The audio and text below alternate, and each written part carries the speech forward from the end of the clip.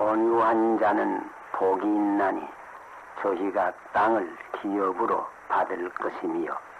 마태복음 5장 5절입니다. 이 말씀은 산상보훈 중 셋째 되는 축복이 올시다. 오늘 이 8가지 복 가운데 셋째로 말씀하신 온유한 자와 그들의 받을 축복에 대해서 생각하고자 하는 바입니다. 이 말씀도 얼른 보기에는 세상 사람들의 생각과는 다릅니다. 세상 사람들의 생각대로 말한다고 하면 강포한 자는 복이 있나니 저희가 세계를 정복할 것이요. 아마 이렇게 말하는 것이 더 적당할 것 같습니다.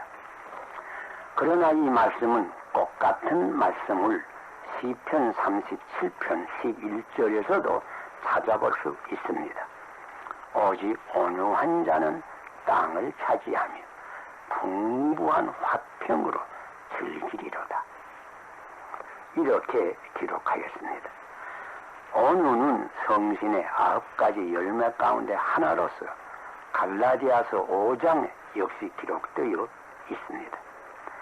오늘이 온유한 자의 축복을 생각해서 하나님께서 우리에게 은혜 베풀어 주시기를 바랍니다. 먼저 온유한 자는 어떠한 분들인가?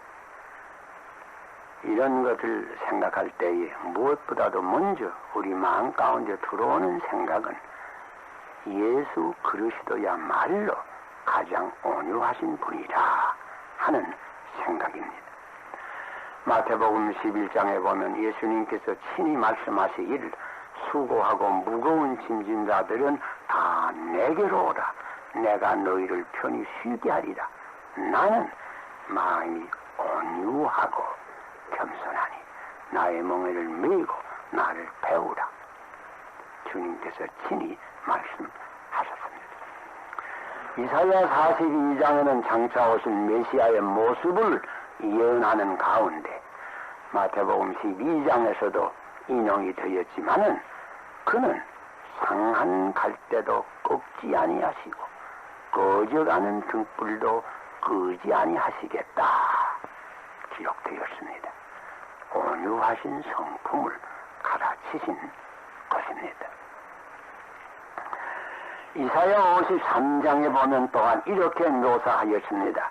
그는 곤욕을 당하여 괴로울 때도 입을 열지 아니하였으며 마치 도수장으로 끌려가는 어린 양과 털 깎는 자 앞에서 잠잠한 양같이 그 입을 열지 아니하였도다. 역시 주님의 온유하신 모습을 기록한 말씀이옵니다. 세례 요한은 예수 그리스도를 보시면서 세상 죄를 지고 가는 하나님의 어린 양을 보라고 말씀했습니다. 어린 양에 비유했습니다. 역시 온유하신 성품을 가르치신 것입니다. 사도 베드로는 베드로전서 2장에 이렇게 주님께 대하여 기록하였습니다. 그는 욕을 받으시되 대신 욕하지 아니하시고 고난을 받으시되 위협하지 아니하시고 오직 공의로 심판하시는 자에게 부탁하시며 친히 나무에 달려 그 몸으로 우리의 죄를 담당하였으니 이와 같이 기록하였습니다. 그리스도의 온유한 모습과 십자가의 수단을 기록했습니다. 여러분 기억하시는 바와 같이 예수님께서 한 번은 갈릴리에서 예루살렘으로 올라가실 때 사마리아의 어떤 동리를 지나가시게 되었습니다. 그 동리에 들어가니 그들은 유대 사람인 줄 알고 그들이 영접하지 않았습니다. 그것을 보고 요한과 야고보 두 형제가 크게 노해서 이런 사람들을 하늘로부터 불을 내려서 전멸시키자 진언을 주님께 한 것입니다. 예수님께서는 두 제자를 오히려 책망하시고 아무 말도 없이 다른 동리로 가셨다고 했습니다. 그리스도의 온유하신 성품과 온유하신 생활을 문자 그대로 보여준 사실입니다. 온유한 자들은 어떠한 이들인가? 먼저 온유한 사람은 하나님께 대하여 겸손합니다. 얼른 생각할 때 하나님께 대하여 누가 겸손하지 아니할까 이렇게 생각할 수 있지만은 그렇지 않습니다. 하나님께 대하여 겸손하지 못한 사람이 많고 하나님께 대하여 겸손하지 않게 행동하는 때도 많이 있습니다. 겸손한 사람은 하나님의 경륜에 대하여 원망하지 않습니다. 하나님의 어떤 섭리 가운데서 어떠한 불행이 나에게 미치고 어떠한 재난이 나에게 미치고 어떠한 실패가 나에게 오고 어떠한 슬픔이 내 가슴에 스며온다고 할지라도 온유한 사람은 불평하지 않습니다. 왜? 하나님께서 나에게 이러한 일을 허락하시는가? 반항하지 아니합니다. 자포자기하지도 아니합니다. 낙심하지 아니합니다. 어떠한 환경을 당하든지 하나님의 허락하시는 바이면 조용히 참고 견디는 것이 온유한 사람들의 하나님께 대한 태도입니다. 온유한 사람들은 언제나 하나님의 뜻이면 또한 순종합니다. 전에 요셉이 그렇게 형들에게 팔리고서 애굽에 가서 고생하며 말할 수 없는 억울한 환경 가운데 있었지만은 요셉은 불평하지 않았습니다. 원망을 품지 않았습니다. 그저 그곳에서 순종하고 자기의 일을 했을 뿐입니다. 심지어 욥 같은 사람은 자기의 책임이 아니지만은 전혀 알지 못하는 어떤 이유에 의지해서 갑자기 모든 재산은 없어지고 심지어 자기 사랑하는 자식까지 없어지는 때에도 불평하지 않았습니다. 반항하지 않았습니다. 다만 여호와 주시고 여호와 거두시니 오직 여호와 이름을 찬송하리로다. 그 말밖에 남긴 것이 없습니다. 온유한 심령은 하나님의 하시는 일에 대하여 불평하지 아니하고 반항하지 아니하고 낙심하지 아니하고 오직 참고 견디며 범사에 순복합니다. 칼빈 선생에 대해서 이러한 일화가 있습니다. 그가 한 번은 이태리에서 스트라스부르크라고 하는 곳에 가기 위해서 그 노차에 그래서 하룻밤 자기 위해서 제네바에 잠깐 들렸습니다. 그때 제네바에서 종교 개혁을 시작하기 전부터 알던 친구 윌리엄 파렐이라고 하는 사람이 찾아와서 하는 말이 지금 제네바에 당신이 필요합니다. 지금 스트라스부르크로 갈 것 없이 여기서 같이 손잡고 개혁운동을 하자고 강권을 했습니다. 칼빈 선생은 그때 학구 생활을 사실 원했습니다. 조용히 앉아서 연구하고 공부해서 책을 쓰기를 원했습니다. 활동하는 그런 자리는 원치 않았습니다. 그래서 처음에는 강경히 거절했습니다.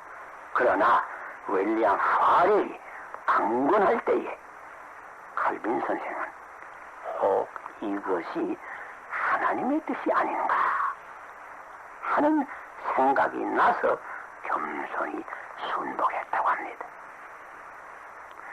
그래서 거기 머물렀습니다. 칼빈은 사실 내강한 사람입니다. 그렇지만은 하나님의 뜻에 대해서는 언제나 겸손하게 순복하였습니다.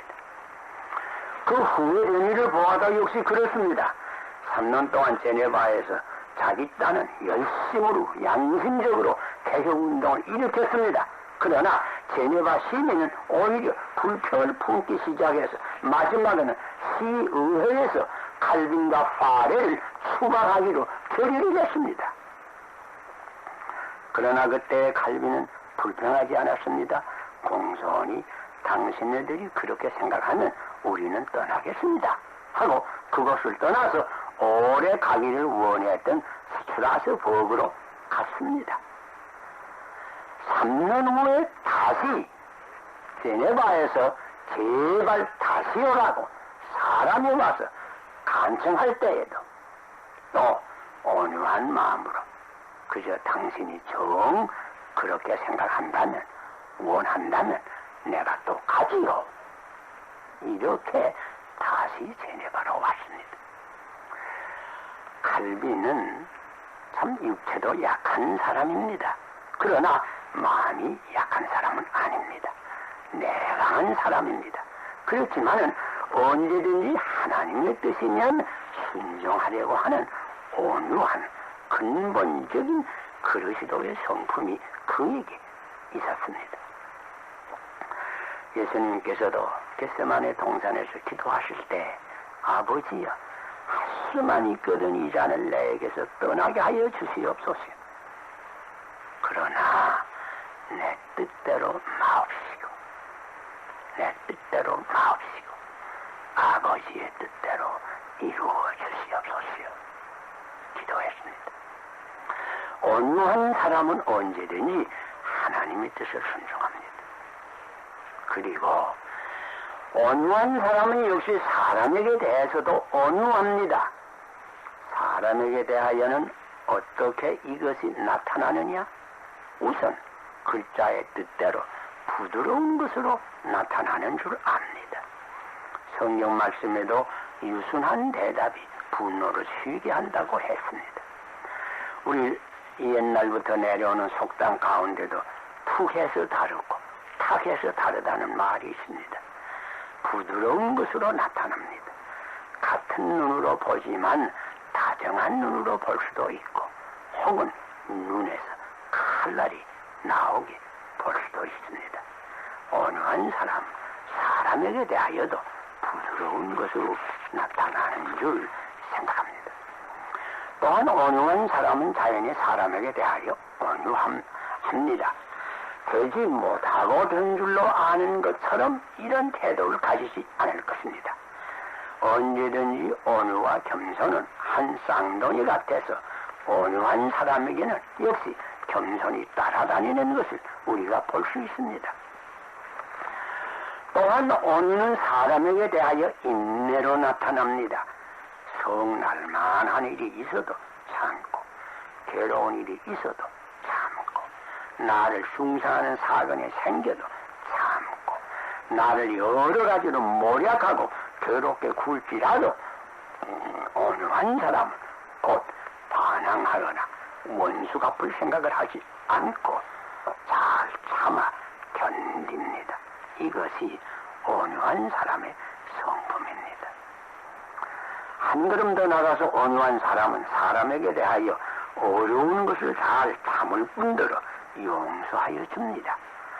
다른 사람이 잘못했을지라도 그 사람이 알지 못해서 그와 같은 일을 하는 것으로 여기고 원수라고 생각하지 않고 용서해 줍니다. 7번씩 용서해 줄 뿐더러 예수님의 말씀과 같이 70번씩 7번이라도 용서하려고 하는 태도를 가질 것입니다. 한 걸음 더 나아가서 온유한 사람은 악을 악으로 갚지 않고 악을 선으로 갚을 것입니다. 베드로 사도가 기록한 바와 같이 악을 악으로 갚지 말고 도리어 복을 빌라. 오히려 자기를 해롭게 하는 원수에게 대해서도 오히려 복을 빌 것입니다. 이것이 온유한 사람이 하나님께 대해서 가지는 태도요. 이것이 온유한 사람이 사람에게 대해서 가지는 태도입니다. 이 모든 온유한 성품은 그리스도의 그 성품과 그리스도의 생활에서 꼭 이와 같이 나타난 것입니다. 온유한 이는 이러한 분입니다.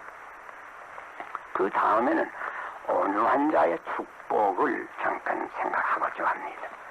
온유한 자는 복이 있나니 저희가 땅을 기업으로 얻을 것이며 말하겠습니다.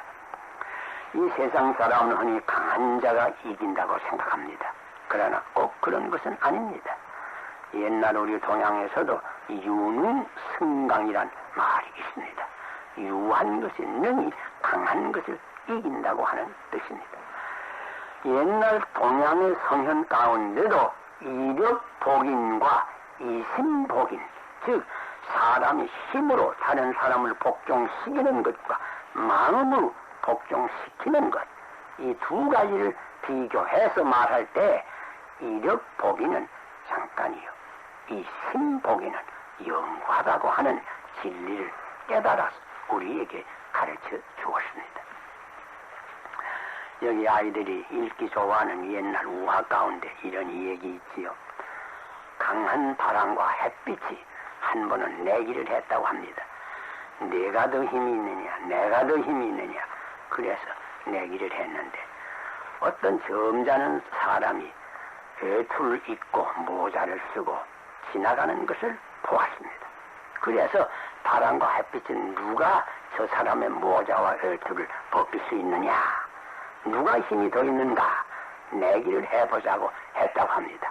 그러니까 바람이 내가 힘이 더 있지, 내가 먼저 벗길 테니 보라고. 그리고서는 바람을 갑자기 일으켰다고 합니다. 그러니까 그 사람이 가다가 이거 바람이 분다 하고는 모자를 꽉 내려 쓰더라고 합니다.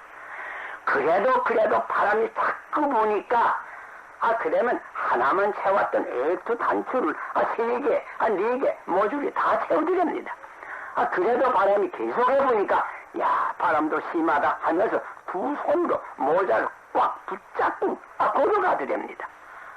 암만 바람이 불어도 모자도 벗기지 못하고 액투도 벗기지 못했다고 합니다. 결국은 강한 바람은 실패했습니다. 그 후에 햇빛이 어떻게 했는지 압니까?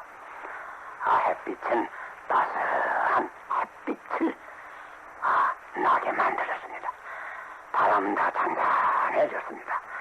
따스한 햇빛이 내려 비치니까 이 사람이 아이고 날도 갑자기 더워지는군 하더니 그래도 저 혼자 모자를 그저 잭딱 벗어서 들면서 이거야 견딜 수가 있나 하더니 조금 가더니 애투까지 벗어 버리더라고 합니다. 햇빛이 이었답니다. 더 얘기할 필요 없지요. 전 유로바를 석권하던 나폴레온이 마지막에 센트 헬레나라고 하는 작은 섬에 정배를 가서 마지막 최후 자기 일생을 보내면서 한마디에 남긴 유명한 말이 있습니다. 나는 칼로서 온 유로바를 정복하였지만은 결국은 실패하였다. 그러나 예수 그리스도는 십자가의 사랑으로서 온 인류를 정복하였다. 생물계를 연구하는 사람들이 생물계에는 강한 것만이 사는 것이라고 얘기합니다. 약육강식이란 말이 있습니다. 적자생존이라는 말도 있습니다. 자연도태라고 하는 말도 있습니다. 생물계에는 강한 것이라야 산다는 말들을 많이 합니다. 그러나 깊이 연구해보면 꼭 그런 것도 아니랍니다. 이 지구의 역사를 연구하는 지질 역사를 연구해보면 우리 사람이 지구에 나기 전에 큰 짐승들이 많이 살았다고 합니다. 파충류에 속하는 맘모스 같은 그 공룡 같은 큰 짐승들이 지구 위에서 많이 살았습니다. 그러나 그 많던 무섭고 강한 그런 짐승들은 지금은 거의 다 없어졌습니다. 멸종되었습니다. 이곳저곳에서 혹뼈만 남은 것을 찾을 수 있습니다. 그래서 뉴욕 박물관에 가보면 옛날에 큰 공룡의 뼈를 지금도 볼 수 있습니다. 그러나 공룡은 볼 수 없어요. 강한 짐승들은 다 없어졌습니다. 오히려 약하게 보이는 짐승들은 이 땅 위에 지금도 살고 있습니다. 생물학적으로 말하면 이리와 개는 같은 종류에 속합니다. 사실 이리와 개를 보면 같이 생겼죠. 원래 똑같은 종류였습니다. 그런데 이리 가운데서 어떠한 종류가 성질이 변한 것입니다. 온순해졌습니다. 그래서 그놈은 개가 되었습니다. 그러므로 오늘날에는 포악한 이리는 이 세상에 그렇게 많지 않습니다. 혹 동물원에 가야 들어볼 수 있습니다. 그러나 성질이 변해서 온유하게 된 개는 세계 어느 곳에 가든지 다 찾아볼 수도 있고 사람들에게 총애를 지금까지 받고 있습니다. 온유한 자는 땅을 차지한다고 하는 말이 얼른 듣기에는 마음 가운데 들어오지 않지만은 깊이 생각하면 그 원리를 우리는 어느 방면에서든지 찾아볼 수가 있을 것입니다. 이리와 같은 히틀러, 이리와 같은 무솔리니, 이리와 같은 스탈린이 온 세계를 그저 점령하는 것이 아닙니다. 온유한 자가 결국은 세계를 얻을 것입니다. 지금 이 세계에서 제일 아름다운 땅이 어디냐고 물어본다면 아마 북미 대륙이라고도 할 수 있을 것 같습니다. 보통 그렇게 대답할 겁니다. 그런데 여러분 아십니까? 이상한 것은 그 북미 대륙을 누가 차지했습니까? 지금으로부터 근 300여 년 전 저 영국에서 자기네의 신앙 때문에 핍박을 받아서 그 나라에서 살 수 없게 되어 환란으로 갔었으나 거기서도 한 2년 동안 살아볼래야 살 수가 없어서 다시 환란을 떠나서 작은 배를 타고 대서양을 건너서 1620년에 플리마드라 하는 바닷가 바위 위에 내린 청교도 120명과 그들의 자손들이 지금 제일 아름다운 대륙을 기업으로 받아서 살고 있습니다. 그분 아닙니다. 사실 온유한 사람은 물질이 적거나 많거나 이 세상에서도 참된 축복을 받습니다. 의인의 적은 물질이 악인의 많은 물질보다 복이 됩니다. 의인의 오막살이가 악인의 대궐보다 복이 됩니다. 의인의 나물갑이 악인의 송아지를 잡은 진리보다 더 복이 되는 것입니다. 사실 온유한 심령, 곧 하나님을 의지하고 사는 심령에게는 온 세계가 아버지의 집입니다. 참 아름다워라. 주님의 세계는 우리가 찬송을 부릅니다. 온 세계가 내 아버지의 세계요 주님의 세계입니다. 온유한 자가 복을 받습니다. 한 걸음 더 나아가서 이 말씀 그대로 이루어질 날이 있을 줄 압니다. 우리가 사는 이 지구 이 땅은 언제든지 죄로 말미암아 불로 멸망받을 것은 정한 이치입니다. 그때 예수님께서 다시 오셔서 새 하늘과 새 땅을 주시겠다고 하셨습니다. 이 새 하늘과 새 땅은 오직 온유한 사람만이 기업으로 받을 것입니다. 이 온유한 마음과 성품을 우리가 어디서 얻을 수 있겠습니까? 여러분, 산상도원을 다시 한번 기억하시기를 바랍니다. 첫째 복이 무엇이죠? 마음이 가난한 자입니다. 먼저 내 자신을 바로 알아서 마음이 가난해야 될 겁니다. 그 다음에 애통하는 자가 복이 있다고 했습니다. 내 허물과 내 죄를 깨달아서 간절한 마음으로 애통하며 회개하고 하나님의 위로를 받고 하나님의 죄사함을 받아야 될 것입니다. 그런 사람은 언제든지 하나님의 은혜에 감격하는 가운데 살게 될 것입니다. 그런 사람은 자연히 온유한 마음이 생길 것입니다. 많은 빚의 탕감을 받은 사람이 자기에게 적은 빚진 자에게 그렇게 혹독히 요구하지 않을 것입니다. 또 언제든지 가장 온유하신 예수 그리스도를 바라보고 그의 멍에를 밀고 그를 배울 것입니다. 온유한 자는 실제로 땅을 차지하고 풍부한 화평의 축복을